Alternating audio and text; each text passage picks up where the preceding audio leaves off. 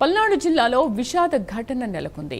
అచ్చంపేట మండలం నిండుజర్ల గ్రామానికి చెందిన నాగరాజు సెల్ఫీ వీడియో తీసుకుని పురుగు మందు తాగి ఆత్మహత్యకు పాల్పడ్డాడు. తీవ్ర అస్వస్థతకు గురైన అతన్ని సత్తెనపల్లి ప్రభుత్వ ఆసుపత్రికి తరలిస్తుండగా మార్గమధ్యన మృతి చెందాడు.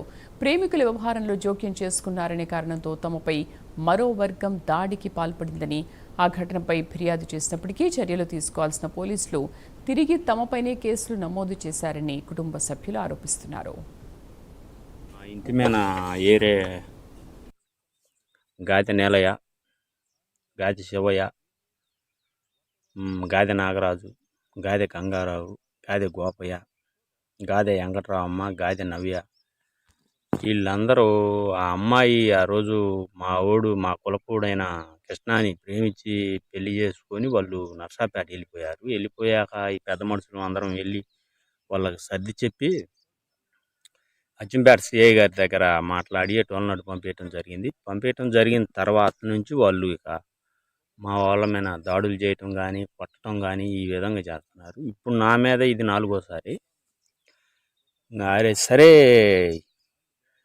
ఈ కోపతాపం ఎవరికైనా ఉండిద్దిలే, ఆడపిల్ల పోయి ఉంది కదా, ఎవరు ఏం చేశారు అనేది వాళ్ళకు కూడా తెలియదు కాబట్టి సరేనని చెప్పి నేను ఊరు బట్టి ఎంత బట్టి మెలకుండా కూడా ఈ విధంగా దాడులు చేస్తూనే ఉన్నారు.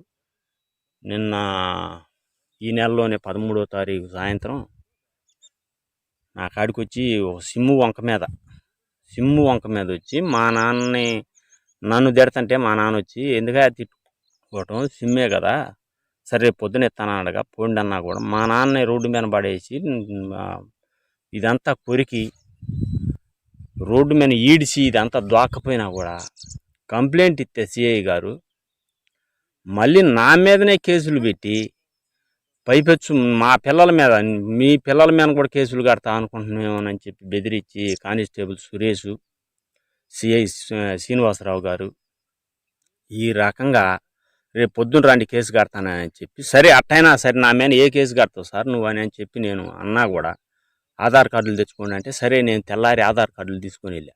ఆధార్ కార్డులు తీసుకొని వెళ్తే సరే రేపు పొద్దున్న రాని మళ్ళీ కడతానన్నాడు. సరే ఫోన్ చేస్తాడు అనుకుంటే కనీసం ఈ రోజుకి 13వ తారీఖు సాయంత్రం 11:30 జరిగితే ఈ రోజుకి కూడా కనీసం సిఐ గారు వాళ్ళని పిలిపించటం కానీ మాట్లాడటం కానీ పైపెచ్చు మమ్మల్ని తన్నులు దీని మేము ఉంటే మమ్మల్ని దేశపోయి స్టేషన్లో కూర్చోబెట్టి వాళ్ళని వెనక మళ్ళీ పిలిపిస్తారు.